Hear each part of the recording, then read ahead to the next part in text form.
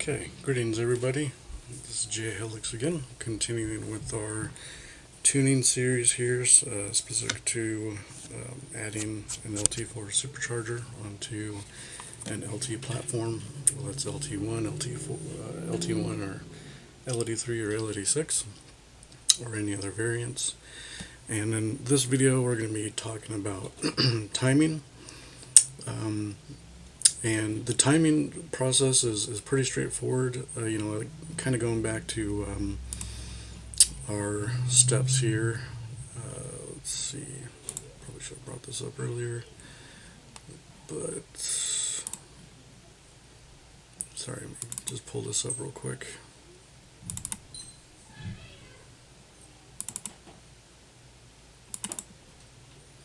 Okay, so going back to our steps here. I would say that the math, the timing, virtual torque, they're pretty straightforward. Kind of like we've seen in those videos so far. They're relatively short, not too much difficulty. Timing, just follows along with the others. It's not too terribly difficult. Just some precautions you need to take.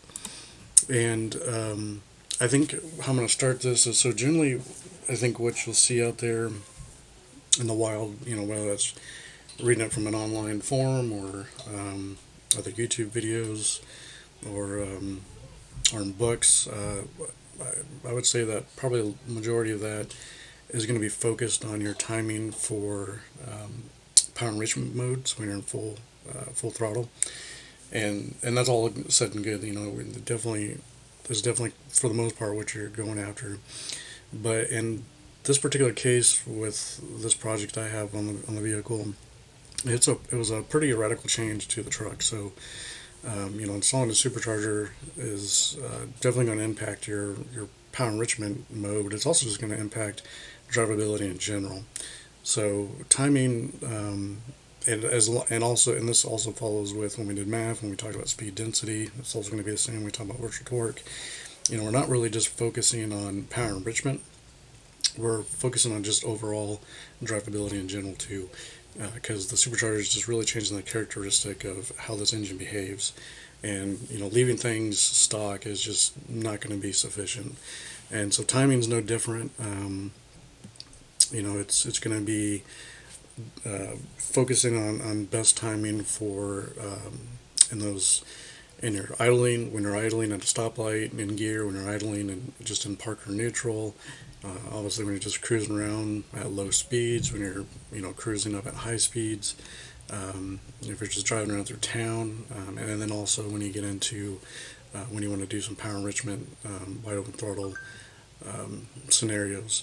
So that's kind of what the context is of this video. Is I'm going to be focusing on just drivability in general, but also we'll discuss how to adjust timing in the in power enrichment.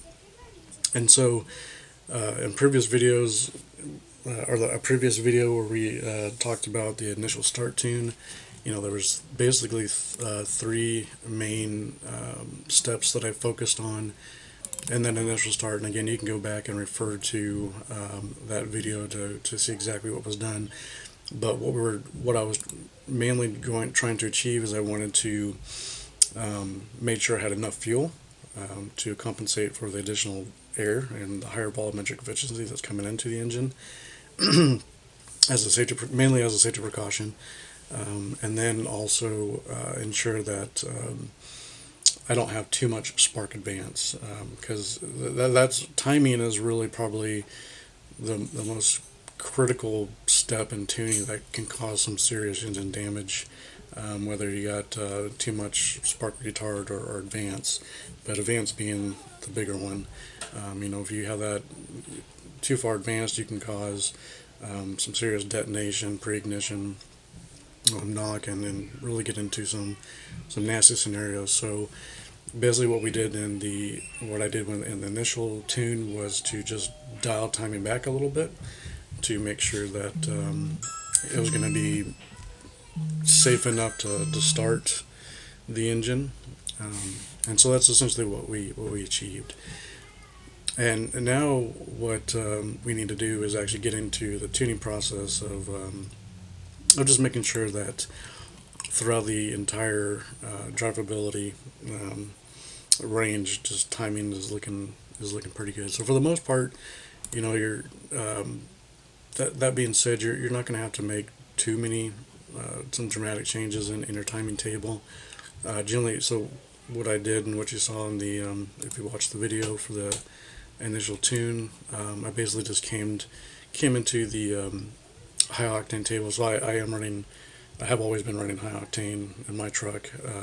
When I started tuning, I run 93 octane that's available here in my area, and so I'd specifically targeted the high octane tables, and basically just came in here and just subtracted 5 degrees out of the entire table to give me a safety buffer to work off of.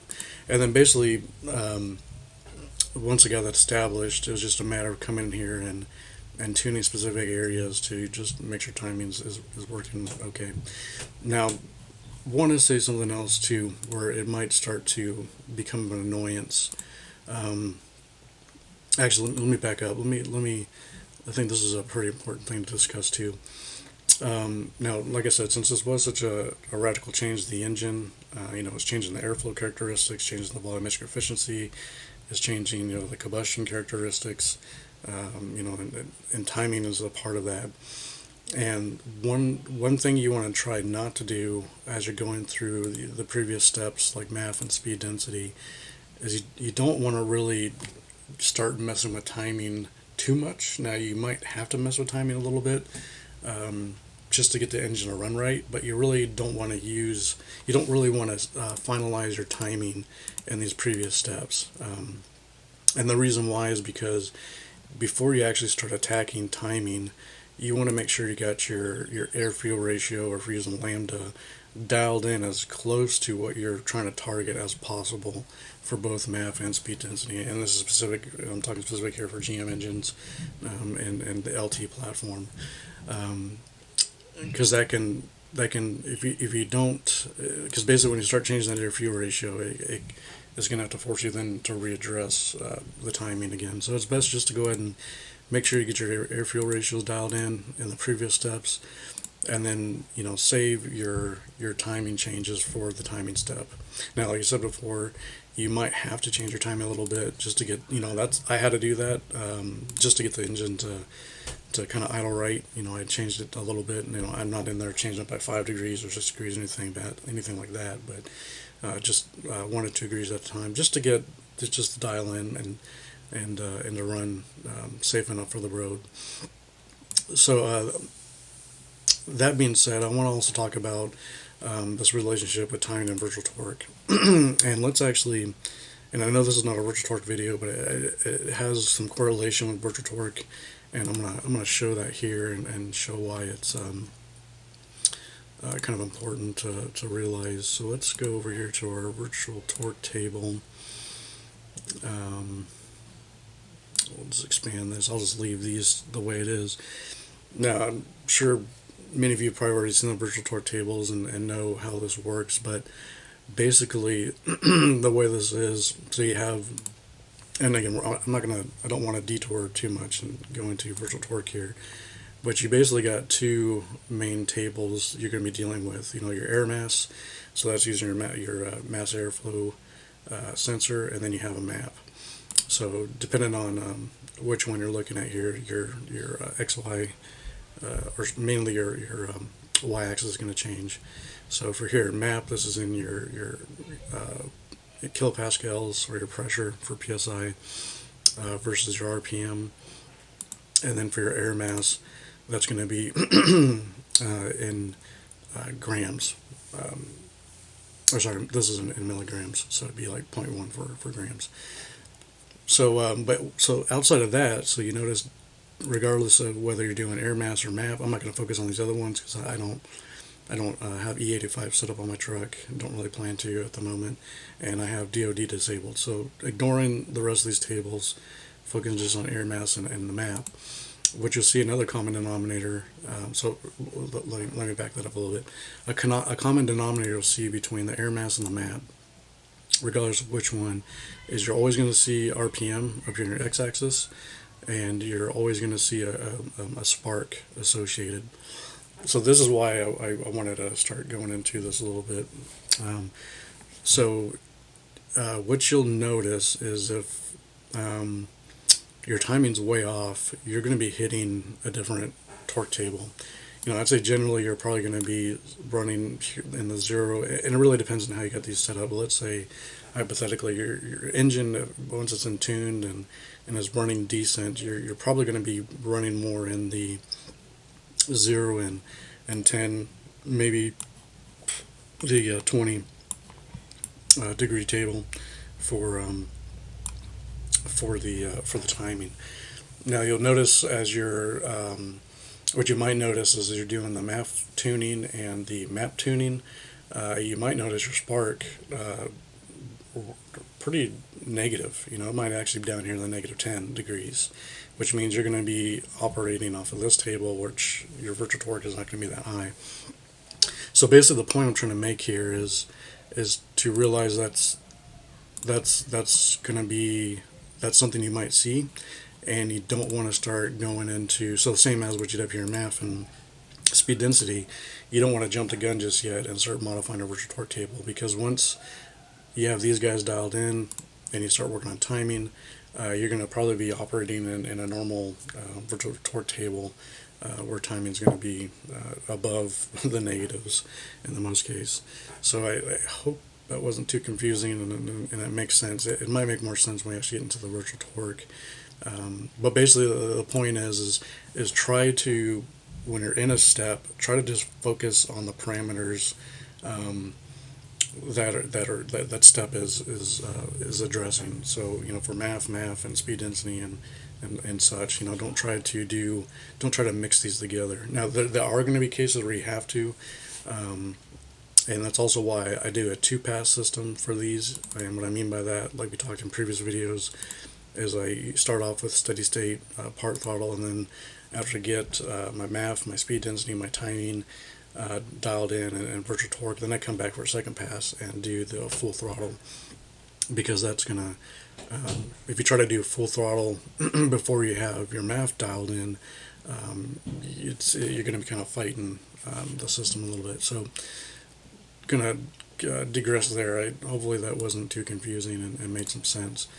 But let's go ahead and jump into timing. And so if you don't know already, that's going to be here in the engine, spark, your advance. I for majority of these things, I left them stock compared to what the Z06 has. I didn't really modify any of these other coefficients. Same with the retard here. I didn't come here and modify any of this stuff, and the dwell and the knock sensors. I left them pretty much stock, because the majority of the engine is still based off an LT4 platform, so really just focused on this base table. And that being the case, I really just focused on the high octane. I didn't modify the low octane tables and the DOD tables. Now I also did this high octane DP at the same time. Even though I don't use the dual pulse fuel mode, just as a precautionary, I just went ahead and modified that too. But primarily what you're going to be working off of, just like with the other tuning for other scenarios when you want to do timing, is going to be your high octane table. And so basically, kind of like what the other videos are, pretty simple. You just in timing, you don't need to disable, like we did with MAF and speed density. You don't need to go in there and run this thing in open loop. You don't need to disable your adaptive fuel controls. At this point, all that should be reset, except for the EQ ratio for your power enrichment. Whatever EQ ratio you need for the changes you made on your vehicle, you want that to be already set. You're not going to change that. But everything else is back to what they were previously, and you're running in a normal closed loop. And so at this point, I have my MAF tile dialed in as close to my target AVR for outside of power enrichment, and I have my speed density dialed in. And at this point, what I do is just kind of like what we did for the other steps. I go out there and pull some logs, so I'm monitoring timing. And what I mean by monitoring my timing is what I'm really focused on at this point is my knock. You know, that to me is this is definitely something you want to key on if you don't already know that. You don't the goal is you're trying to run with as much time as you can to some degree. Don't take that with a grain of salt, and trying to avoid as much knock as possible. But really, what my focus here at this point is, like we did in the previous steps, is I'm going to be running against variable terrains, and starting off with low speeds. So again, going back to cruising in the neighborhood, doing the town speeds, 40 miles an hour, 45 miles an hour, working myself up to highway speeds like back roads and stuff, doing maybe between 50 and 60, and then eventually get into the freeway where you're doing 65 plus. And my goal at this point in time is just trying to get the vehicle exposed to as many different variables as I can, with weather conditions, with terrain, hilly terrain versus flat terrain, and the main focus I have is on knock and making sure that throughout those different conditions I'm not getting any type of knock. And then really what the process is about is you log in those different conditions. If you do start to see some knock, then get to a point where you can safely pull over, make your changes to reduce that knock. So that's pretty simple. So we do have, like our others, data tables here. We got a knock table set up, and again, there's, like I mentioned in other videos, there's already good resources out there online that talk about how to set these up, and I'm not going to go through that here, but my table is really no different. And you're basically just seeing your data points here, and this is another instance where I just do a copy and paste. You grab, well, it's actually it's not worth it. I'm not gonna go open up a log file right now. It's because it's pretty straightforward. But basically, you're gonna be monitoring this. You're gonna find those areas that have knock. You're gonna go over to your high octane table here, and this is the case where, like I said, I'd be coming in doing a paste special, and the only option you got is to subtract. You're taking some timing out. And then after you make the changes, go through the process again, and you're really just trying to do this as much as you need to make sure that you've covered most of your driving conditions and eliminated any tendency of pre-detonation or knock to happen in the engine. So, like I said, it's pretty simple. You're starting off with probably whatever base table you have now. Maybe go ahead and start off by taking away some advance. For me specifically, I did 5 degrees, but that might not be the same for you. Just want to get it to a safe point where you can at least turn on the engine and idle, and it idles decent, and you're not getting a lot of knock or pre-ignition. And then from there you can get to a point where you could maybe set out the different driving conditions and monitor knock and account for that by subtracting it. Excuse me. Now, another good thing to do every once in a while is take a look at this in 3D chart mode, and just make sure you don't have an area that's got a lot of spikes in it. You can see here where I got a kind of a smooth valley. That's okay. A smooth peak, that's fine. But you just don't want to really abrupt differences within peaks and valleys. And if you get into a case like that, kind of like what we did with speed density, I like to put this in split mode, still with that 3D chart turned on, and then identify over here where that area is that has the peaks and valleys, and then select that area and smooth it out.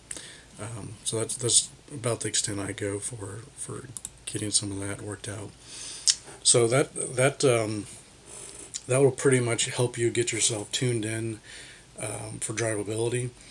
And then once you're ready to do power enrichment mode, the steps I do for that is, in fact, maybe I'll pull up one of those logs. is, and hopefully I can find one that's not too big so it doesn't take forever to load here. Let's see, let's see here. Let's actually go to the pools. I think I do have some of those. And yeah, let's grab that guy. I think this one it's a little bit big, but hopefully it loads pretty quick. So what I do for when I'm ready, so once I get my drivability, my basic drivability kind of dialed in, it's engine's running smooth, it idles good, I'm not getting knock under various driving conditions. The next thing I want to tackle is then my power enrichment mode or wide open throttle. And so for that, what I do is just kind of find a safe area where I can do some pulls, whether that's out on the highway, you can just open it up without being in an endangerment on the road, or if you can just find a quiet area without traffic. Just maybe kind of baby step in it. Maybe get depending on where you're. What is that called? Let's see if I can find that real quick here, because that's also something that you can change. That's pretty nice. That was in. Where was that at? Was that in fuel?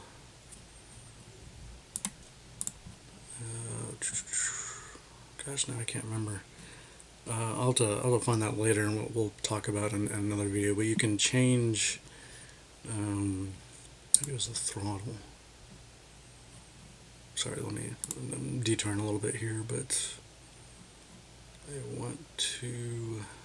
Don't think it's this guy, is it? No. I don't think it was speed density. Huh, okay, I don't know where that value is. There's basically a area where you can change where your TPS sensor's at before to modify when you go into power enrichment. So what I mean by that is, normally when people think of power enrichment, you're physically got the gas pedal all the way to the floor, and you can actually modify that where maybe you want to go in a power enrichment mode around 60% TPS, and I can't remember off the top of my head where that's at because I do have that changed on mine. But depending on where you have that value set up, you might not want to go into full throttle right away. You might just want to get it to downshift and kind of slowly bring up your power. Just again, and the reason why that's the case is just making sure you're not getting any knock. And then once you get some comfort with that, and really what I mean by that is not just comfort, but also just quantitatively seeing that that you don't have a knock. Then you can start getting into just fully opening up the throttle and seeing what's going on. So that's what I'm doing here with these pulls. Is I'm going into full throttle. Let's get this grab pulled over. Is that in here? This is not a good one. Let's go over to this guy here. Okay, so here I'm in full throttle, and you can see that with here the accelerator itself is detected at 99.6, and then my TPS is at 83.9. And like I mentioned in another video, I haven't ever seen this really go to 100% or even 99. And then you want to look at, so now you want to focus on that full throttle. And still being the case, the most important thing is making sure you don't knock. But what you're going to do now is you want to start playing with your timing. And so what I do for that is, let's say this is one of the pulls I did, right? And let's say I want to start adding some advance in, and my goal here is I'm trying to add. So what I'm looking at is what the ECM thinks that it delivered again to the crank. I am looking at my knock retard, I'm looking at my spark, and I'm looking at my cylinder air mass. And my goal here is I want to advance my timing as much as I can to keep my torque going up and up and up and up. I'm trying to get the most torque out of those advances I can. And keep in line here with their knock, because you're going to eventually hit a point where you can't make any more advance to get more torque, because you're going to start getting some knock. So you basically want to do this. The way I do it is I generally do it in 1 to 2 degree increments, um, and keep making changes, doing another pull, see my results, and then if I don't have any knock, then I'll go back and try to add another 1 or 2 degrees. And it's really important that you, kind of like we talked about in speed density, but more importantly for timing, you want to take this in baby steps. You don't want to go there and I guess it also depends on how comfortable you are with the vehicle and how well you know it and how the characteristics of the engine. But you don't really want to go and make big changes like jumping up 4 or 5 degrees or 6, because you can get to a dangerous zone pretty quickly. So I generally just baby step it in, and what that looks like over here in VCM Editor is if we go to our high octane table. Let's expand that. So we have our RPMs here, and we have down here our air mass in grams. And so that's why I was mentioning over here your logs. You know, you're looking at your air mass here in grams, and your RPMs was another one that I forgot to mention. So what I want to do then is, okay, I'm going to say that, you know, for full throttle power enrichment, I'm, you know, probably around, let's say 3600, 3500, 3600 is where it starts. Looks like around an air mass of 112. So we'll come over here and we'll say, okay, there's 3600. All right, and there's 112. So I'm going to modify, I'm going to go in here and add a degree or two. Oops. Come on, go away. I'm going to add a degree or 1 degree or 2 degrees here. And then make those changes, save it to the ECM, and then go back out and pull another log. And then what's being your limiter here is your knock. You know, just keep stepping that up in baby steps until you start to getting some knock, and then you pretty much hit your limit on that. So that's generally that's how I approach it. The last part here I talked about is generally how I approach it, because some of the changes I made so far, it's on the vehicle has not been such radical changes where it affects drivability as well, and I'm really just focused on trying to get performance out of my power enrichment mode. But in this particular project with the supercharger, you know, not only focused on, like I said, the power enrichment, trying to get that dialed in, but really focused on drivability in general. And so that's pretty much the process. Like it's pretty simple. I think a lot of you, if you're watching this, probably not surprised, and it seems not too different from what you've already done today or what you read or seen in other areas. Now there is one thing that I do a little bit different that I wanted to share, and this is kind of more, I guess, an advanced topic. So I'm not going to spend too much time on it. But you want to. What I like to do is also use another method to kind of understand what timing window I should be in for peak torque. Now, peak torque is one way, that one parameter that's pretty important to look at.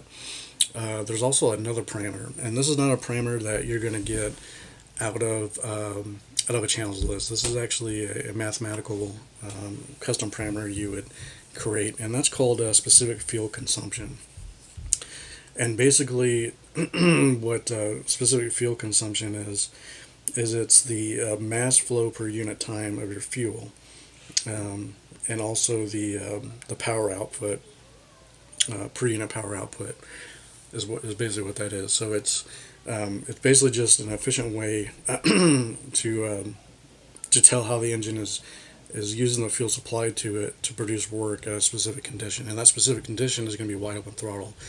So I'm not sure how familiar people are that's watching this video with specific fuel consumption, but it's kind of a good way to, because it's independent of engine size, kind of a way that most engineers that design engines will be able to compare engines, you know, and their power output, regardless of what the engine size is. You know, if it's a 4-cylinder, 6-cylinder, 8-cylinder, 10-cylinder, you can really see the efficiency of how an engine is using the input of the fuel to turn that into chemical energy and a power output by using specific fuel consumption. And I like to use that as a way to help gauge where my spark window should be. And what I mean by that, how I do that, is again going back to what we talked about in the kickoff video, it's based off log data. So what you're going to need is your so this again, this is the context of this is specific to power enrichment full throttle. You're not gonna use this during all driving conditions. It's mainly focused on when you're going into full throttle. But you're gonna want to know what your fuel mass is, so pounds per hour, and you probably are familiar with that already because that's how injectors are rated, is by their capacity is rated in pounds per hour. Now I'm not talking about that value. I'm talking about the real pounds per hour that it's delivering at that point in time when you're in full throttle.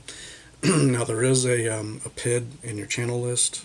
Hopefully that's available. I can't speak for other vehicles and other manufacturers, but at least for the LT platform and GM, there is a PID that's available for you to calculate what your fuel mass is.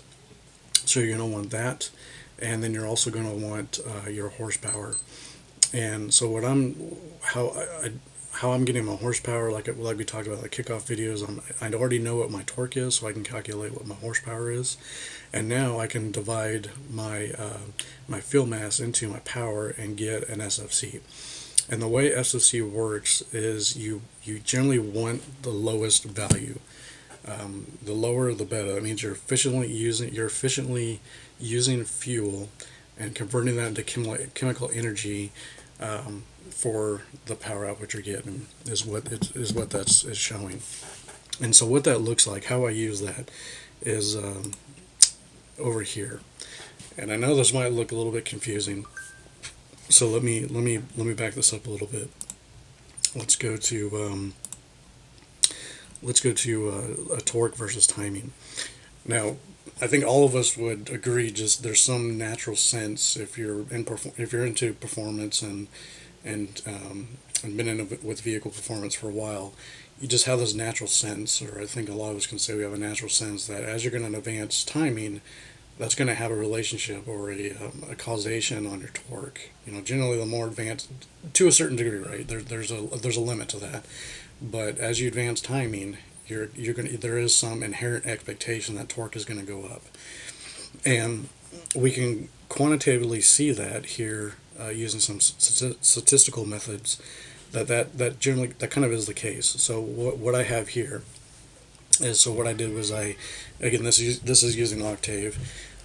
I went in and grabbed my my delivered engine torque. So this is coming from the engine torque sensor. So this is what the engine thinks, or sorry, what the ECM thinks it's delivering to the crankshaft. So I'm taking that data, and I am then taking the data that I have from my timing for my advance and plotting that out and seeing if there's a relationship. So for your statistical people out there, what that means is I have some bivariate data. So I have an X variable and a Y variable. I got two variables here I'm working with, and I want to see if there's a relationship between. I want to prove there's a relationship between timing and torque. Meaning, as I increase torque or as I increase timing or decrease timing, that's going to impact my torque. And you can see that there is a linear relationship here. I think the R value is around 70%. So that's telling me that it's not telling me there's a causation. It's just telling me that there is a 70% association between timing and my torque. And you can kind of see that right here. There's this little window here. Actually, let me back it up. And what we're seeing here now is we're seeing this it's sloping down, right? It's sloping high up on the left, going down to the right. And what that means is I have a negative correlation, and contrast with positive correlation, which means as you increase your X, you're going to also increase Y. So as timing goes up, torque goes up. Well, we don't have that case here. We have a negative correlation. What that means is as I increase my timing, the delivered torque is going to go down at some point. And the same thing, if I decrease my timing, at some point it's going to increase my torque. And there's this window where that's kind of a happy area, and that's right here where you see between 10 and 20 degrees of timing. It's just a happy area where as long as I stay in this area between somewhere between, around 15 degrees, I have found an area of timing where a window of timing where I'm getting kind of a max peak of torque. As I start to go off, as I start to retard my timing, you can see my torque values go down. And same thing on the other side here. As I start to continue to increase timing, my torque values start to drop off. So there's this little window here where I have a target of timing that's going to give me peak torque. Now we want to. So basically, what we did here, what I just talked about, is we are seeing there's a relationship here, and with regression, I can see that there's 9% confidence here, 95% confidence that there's some causation with the advance on torque, the timing on torque. So now let's flip over to this chart here. So what this plot is showing, so kind of similar to the other one, we have torque plotted out here on the left. Everything's based off of timing here on the x-axis, and we have a secondary y-axis that is my specific fuel consumption. So that's pounds per horsepower hour. And again, what we're shooting for is a low value. Now with this chart, so this is a scatter plot, and what my goal is here is I want to find an area where I have the lowest specific fuel consumption and yet the highest torque. Meaning, for efficiency's sake, I'm using a small amount of fuel but getting the highest output I can when it comes to torque. And you kind of see that right here between, again, the 10 and 20 degrees of advance. So I kind of have a window now. And what I mean by that is, if we're looking around here in the 0.3 SFC, kind of going up a little bit, I got some wiggle room here where I want to go to my lowest SFC value and still have my maximum torque. And you can see that window kind of in this area around, I don't know, 15 degrees or so, plus or minus a couple degrees. And what that means is as I start to take too much timing out, my FFC not only goes down, but my torque goes down. And same vice versa as I advance my timing. As my timing goes, as I add more timing to the system, my FFC starts to go up, which I don't want, and also my torque goes down. So I kind of want to find that sweet spot. And so what this is telling me is, okay, somewhere in this 10 to 20 degree window is where I want this specific engine to be at to not only give me the best SFC, but also give me a max torque output. So now let's jump back over to my log. And what you'll see here is, based on what we saw on that graph, on that chart, I want to be, looks like I'm around 0.3, somewhere around 0.3 and over 600, 0.3 SFC and somewhere over 600 pound-feet of torque is going to be somewhere that's between this 10 and 20 degree window. That's kind of my target. So now it makes it kind of easy for me to dial in my timing, because I can come in here and say, okay, look at that, I'm at 13.5, just kind of walking through here, 15, 16, 17, now I'm starting to drop off. Now I'm getting out of power enrichment. I'm starting to come off the throttle around 18. Now it's starting to go to 20. So I kind of got that sweet spot here, this window. So what this is telling me is I probably got this dialed in pretty well, to give me my max torque and still having a low SFC. And you can see here in the specific point in time, I got a calculated SFC of 0.3 with 668 pound-feet of torque. And I'm probably not, as you can see, that's starting to drop off as my timing is increasing. And same as we go back, you can see how that relationship's kicking in, where my SFC is going down, or is going up, and my torque is going down, which I don't want. So again, specific for wide open throttle, this is a good way for me just to quickly look at this data and say, I think I got my timing dialed in pretty good. Somewhere in between 10 and 20 degrees, probably more specifically around 15 plus or minus a couple degrees of advance is where I'm going to see good FFC, a low SFC value, and I'm going to get some maximum torque out of that. So hopefully that wasn't too confusing. Like I said before, if you guys want to see more videos about how you can use your data like this with statistical tests to make your tuning a little bit easy. I'd love to share that. I'm not by no means am I an expert, but it's just something I like to do, and I like to haven't seen too many folks out there that touch on these topics, and it might be pretty neat if folks are interested. But yeah, that's so. Not only do I still start off like I talked about with just getting my drivability tuned in, getting my timing tuned in for wide open throttle. But then, as kind of a check and balance, I go back and I look at, okay, how much more can I go with my timing, and I can do that with real data I pulled from my logs, and using some statistical techniques to see that, okay, I'm probably pretty good.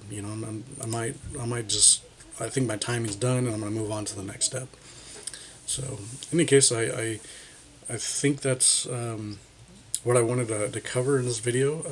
Hopefully, folks out there has found this useful, and um, if you want to see more videos around statistics and using that in performance applications, just please let me know in the comments, or if you have questions, let me know in the comments, or anything more you want to discuss, just feel free to drop it in the comments. And I think I'll leave it at that. And thank you for tuning in, and I'll see you all on the next video.